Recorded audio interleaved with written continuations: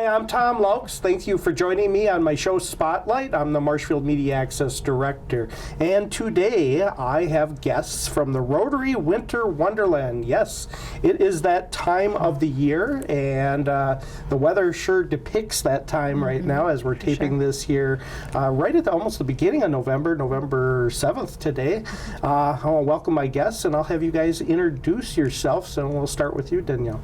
My name is Danielle Nystrom. I am the 2019 Rotary Winter Wonderland Chair. I'm also a noon Rotarian, and I've been doing the volunteer organization piece with Jenny for about 7 or 8 years. And I'm Jenny King. I'm a Sunrise Rotarian and a co-volunteer chair for the Winter Wonderland Committee. All right, well, let's get right into this great event that takes place when? We open the day after Thanksgiving every year, so this year will be November 29th, and we're open until December 31st every night from 5 to 9 p.m. All right, well, it's a lot of work. You get both work getting volunteers organized to collect food. Is that correct? Yep. And do what is that about? And do setup and takedown too of the lights. Yep. Okay. And is setup still going on right now, Jenny? It is. We have a couple more weeks left of some finer detail work, so we could still use some hands out there to help our crew set up the lights. All right. So earlier I was talking to Danielle, and I said, well, are there any Clark Griswold moments? She said no. If everyone knows who that is, we'll see. But everything worked usually when you plug it in, or is there times that it doesn't work? So we try to help the volunteers get all the lights plugged in as they're putting them up, so we have less trouble with the string of lights in the middle somewhere not working. But we have a great crew that has been doing this for 14 years, and they know how to troubleshoot things. So we'll do a couple of soft openings or soft tests a couple weeks before, and if anything isn't working, we'll get out there and try and fix it before it goes up. All right. Well, this year it's a bit colder than previous years, I bet. Yeah. So you're going to be out there in the next couple days as we're taping this here previous of your opening, which is just after Thanksgiving. Well, let's take a look back for a moment. Your dad was a big part of this. Can you tell us a little bit about that for maybe some of the people that don't know that? Sure. So my dad, along with a few other Rotarians back in 2005, wanted to bring something similar to the lacrosse light show up here in central Wisconsin. So it was a few of them that had this big idea, and it just went crazy good the first year, and it kept growing after that. So I was 12 years old when the project started, and I just was basically hanging lights and doing things that I could do when I was that height and that age. And then I've just continued to grow with the project with my dad, and a lot of our family has gotten very involved in the project over the last few years, so it's been a very cool kind of family bond that we share. Oh, definitely. And your dad does quite a bit yet, and there's probably an operations portion to this. There's money that's raised for this, and that has to be accounted for. Yep. So he does the sponsorships. We also have, like Jenny said, Dale, Phil, Scott Larson. A lot of them do the build and design committee, so they put their heart and soul to this project like 365 days of the year, preparing for the years to come and focusing on the year now. So by January 1st, they're already thinking of next year's project and how we can make it better and different from each year. So there's a committee of about 12 of us that work diligently over the whole year in preparation and in conclusion of the years that are coming. So we definitely would not be able to make this project happen without any of them. So. All right. And Jenny, earlier you mentioned that you're a part of the Sunrise. Both of them work together, the Noon Rotary and Sunrise. Correct. How long have you been doing this as you call it a Rotarian? Is that Rotarian? Yep. Rotarian. Yeah. Right. So I joined Rotary shortly after I moved here about 7 years ago, and before I had even seen the show the first Christmas that I was here, I was recruited in July beforehand to help take over some of the volunteer activities. And I was so glad when Danielle came and kind of knocked on my door and said, I kind of know a little bit about that. Can I help? And I said, yeah, definitely, because I don't even know what I'm getting into. But it's been a really great way to meet a lot of great organizations, particularly youth organizations who help out with the project. They're leaders, so from Boy Scouts, Girl Scouts, FFA groups, and NHS groups. groups that come out and help with the project. So it's really introduced me to the community. Most definitely. And earlier, Danielle and I were talking about Marshfield High School. They sync music. Correct. So is that part of a volunteer piece as well? I believe it's one of their classes. One of their technology classes works to time the music to the lights, and particularly for our central display, which is one of the larger displays in the park. It's over near the birds and by the gazebo, and tends to be a family favorite for families coming through. They stand and watch through the different songs and see the lights jumping and dancing from one tree to another. Oh, wow. Do we know if you were to string every light out, how long it would go? I heard a rumor that if we had all of our extension cords plugged in together, they would take you from here to Stevens Point. So we have a lot of extension cords. That is a lot. I'm not sure how many lights. I think probably over 2 million is probably safe to say. Because they stopped counting at 1.5 million. We stopped counting. A few years ago, we stopped counting those too. So definitely have a lot of material that we've accumulated over the last 14 years, but we use it all every year, and we make it look different every year. So these lights, do you have to purchase them, or do people donate? How does this? How do you accumulate these over the years?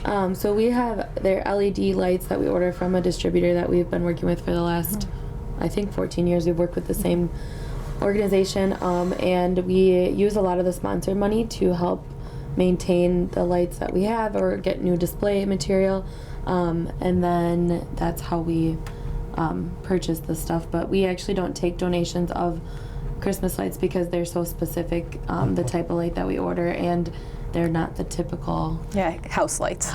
So Yeah, because they're outside and for quite some time starting now.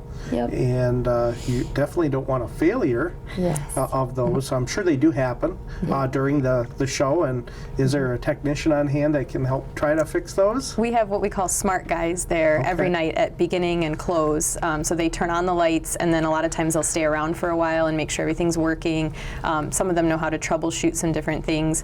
We particularly have difficulty with the lights when it's a wet night, or when we get a real heavy wet snow, or when it does that and then freezes, because the water gets into the lines and freezes them. So if you come out to see the lights and there's some that aren't out, please be patient with us. We're working on it. It may be the weather's fault. So, well, you guys do this to raise money for the food pantry. That's one of the main pieces of it, and it's a great opportunity for families to be together and get out to really enjoy the holiday season.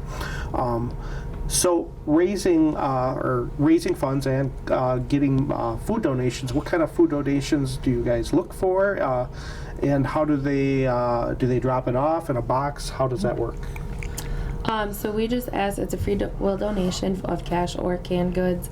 We take personal hygiene items.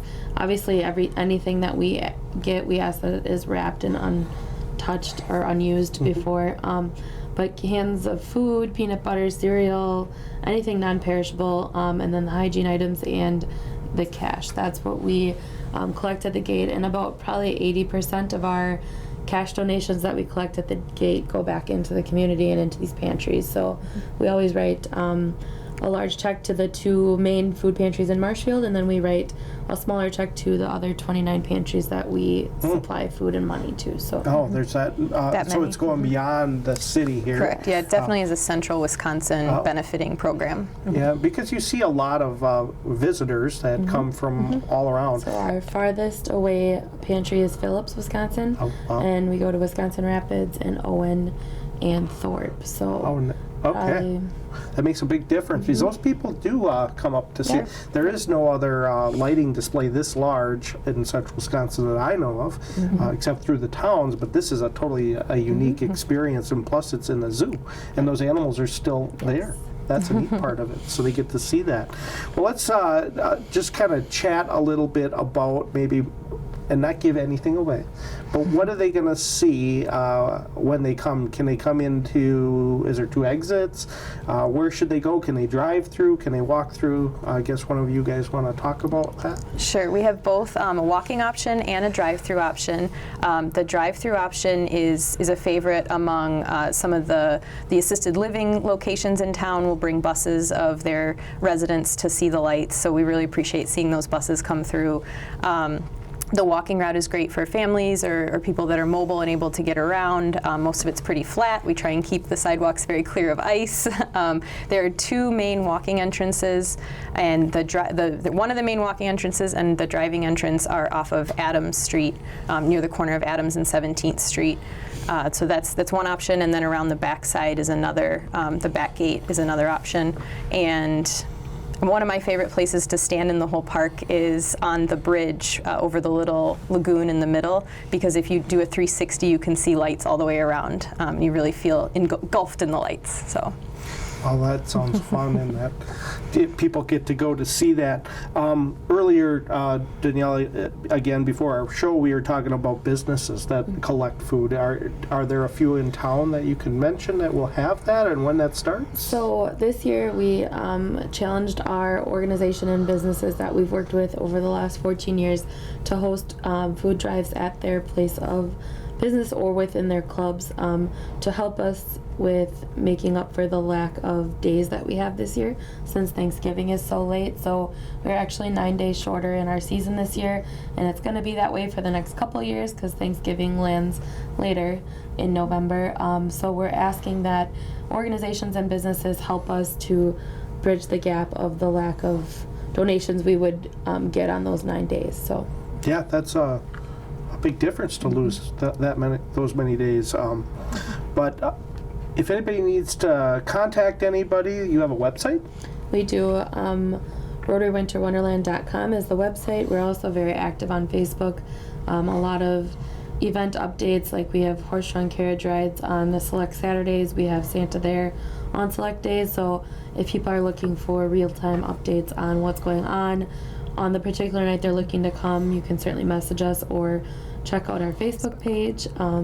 We also have a email address, volunteerrww@gmail.com, and that is a good way to get a hold of either Jenny or myself, or if it's an event-related question, you can send it to that email as well. All right. And are your volunteers, I noticed that you're pretty much set on a lot of those already. If an organization wants to be a part of it, can they still do that this year? This year is going to be a little challenging because we do have a lot of volunteer groups who have stepped forward and signed up for these nights. But we do encourage you to try the canned good drive at your own place of employment. We are offering that if you bring in up to 50 canned goods, or for every 50 canned goods, you'll be entered for a chance to win a pizza party at the end of the season. So we encourage businesses who aren't able to maybe help us collect at the gates to help that way. Also, a lot of the youth organizations are involved, so check with your kids. Their youth organization may have a night already that you can come out and help at. Check with neighbors, and they may be looking for some volunteers on the night that they're helping as well. And we're also always looking for individuals to help volunteer on Christmas Eve and Christmas Day. We do have a generous Boy Scout troop that is going to help us cover those 2 nights this year, but it would be helpful to have a couple extra people because those are some of our busier nights because it's become part of people's family traditions. So having extra hands on deck those nights is helpful. Let's talk about the hours. I believe it's every day. Is that right? What are the hours? 5 to 9 p.m. Okay, and again, it's free. It's a free will donation. Yep. You can drive or walk, like you mentioned. A lot of buses do go through, and there's another piece when they drive. They can see. Now, you can tune your radio in, if I remember right. Yep. Correct. I think the radio station changed, so I'm not going to quote it this year.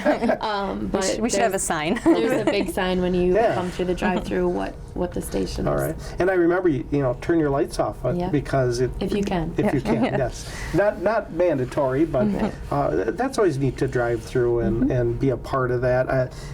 Any of you have kids have you see the kids' smiles. I think Yeah, that's a really for sure. neat part. Is there food at all available there? There's a Boy Scout troop that does sell hot chocolate and cookies. Okay. At the back gate, well, the south gate, I guess it would be. So that's the only thing we have available in there. If you walk through the whole thing at a leisurely pace, it's probably about a 20-minute to half-hour experience if you don't stop and take pictures and stuff. So that's the only refreshment that we offer at this time. So I bet you encourage bring your cameras, smartphones. Yeah, Sure. There's a lot of opportunities for photos with faces of your Cutouts. heads Yeah. and Yep. cutouts, right? Yep. That's a pretty popular item. Is there going to be anything of like a live nativity scene this year? There may be a few nights.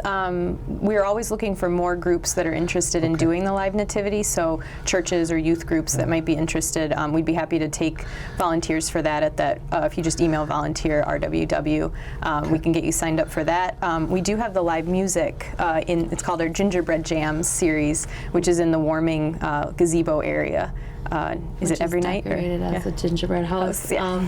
So we had tons of local talent respond very well to this idea about 2-3 years ago now, and they come and play music from 6 to 8 p.m. in our gingerbread house, and it's hopefully every Wednesday through Sunday has been covered. So if anybody is interested in checking out some local music, and all these artists donate their time, which I think is incredible. Phenomenal, yeah. Because we are trying to take whatever we are making in sponsorship and donation and give that back to the community. So they've given their time, and that's really awesome. All right, so it's different artists that'll be coming. So a little bit different flavors of music, possibly? Yep, there's always a little Christmas music, but they all have their different Tastes, yes. Now you say the gingerbread house, and a lot of us that are probably watching this program have been over to the zoo or even at that event.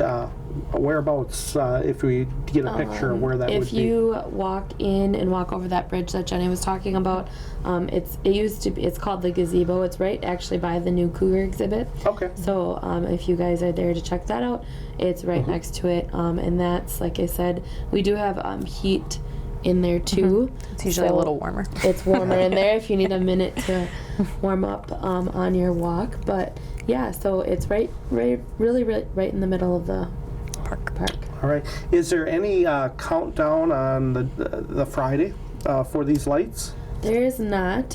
We usually do an impromptu countdown at the opening night, but we usually have lots and lots and lots of people lined up that first Friday to come see what the new display looks like. We also have every Saturday is just crazy busy down there, so it's very cool to see people coming from all over the place. I see a lot of local people come during the week, which is also amazing that our community has been able to help us sustain this project for so long, and we don't think it's going anywhere anytime soon, so it's great that Marshfield responds the way it does to this type of a program. Yeah, most definitely. Was the name the original name? So that came by the work of your father? Yep, and the group of And the group. Rotarians that went with him. Yeah. And they just came up with this idea, and it really has done well. Yep. And raised a lot of money and food for we've raised for the over people. 600,000 cans of food in the last 13 years. 13 years, because Yeah. this will be our 14th year. That's a lot. And so every night you get more and more. You have to have a place to store it. Yeah. But you originally said you have a good storage facility for all these lights because it's not going to fit in your one-car or two-car garage, right? Nope. So we actually have a group of, we call them our senior elves, and they come down on Mondays and help distribute the food to the pantries. So we don't, we stockpile during the week. We have tons of boxes in there. By Saturday, it's pretty much full in our little, in the Ludwig building down at the zoo. But then on Mondays, the guys come in and load up the trucks and take them to the 29 locations. And that's super helpful because a lot of us we're all volunteers. So having a group of guys that are retired and looking to help out with the project is very helpful also. Yeah, volunteers make this happen. Yep. Absolutely. Otherwise, it's not happening. Right. And it's starting January 1st again, you're Yeah. saying. Yeah. And this seems like it's probably a year-round process to keep it going. You just don't start a week ago and make this happen. A lot of people, I bet you say hundreds of volunteers that are doing this, and some that have been there at the beginning, like yourself, and you came in on about 7 years ago. Anything else that you guys want to share that's going to be happening? You say tune into the Facebook page, possibly anything on the radio for people, tune into our station. If you have updates, we would gladly put those on Yeah, for you as great. well, for our viewers. Perfect. And wish the best, good weather. Yes. I bet yeah. if it's warmer, you even get more people. And once the snow falls, a lot of people come because they say it looks different without the It's a snow lot and with prettier. the snow. Oh yeah. So Well, this year we have it. I don't know if it'll last. stick but- around, yeah. But they say cold weather for a come while. back. Yeah. So well, at least it feels like winter, Yeah. and we can get into the spirit after Thanksgiving. Halloween is over, and you guys have a lot of work done. We'll visit and see what it looks like, and get some photos and stuff for our viewers. So please share anything that you have. And I appreciate you coming on. Yeah. Thanks for having us. Yeah, and telling us all about it, and our viewers get a chance to see that. Some don't get out, and as long as we can bring that information to them, that's great. So, alrighty. Well, I want to thank you guys for watching Spotlight. I'm Tom Laux, Marshfield Media Access Director, and I want to again thank my two guests from the lighting display, and looks like it'll be a lot of fun for you guys, and stay tuned. We'll have more coming throughout that event. We'll go and actually give some photos, and some video. Again, thanks for watching us on Marshfield Media Access.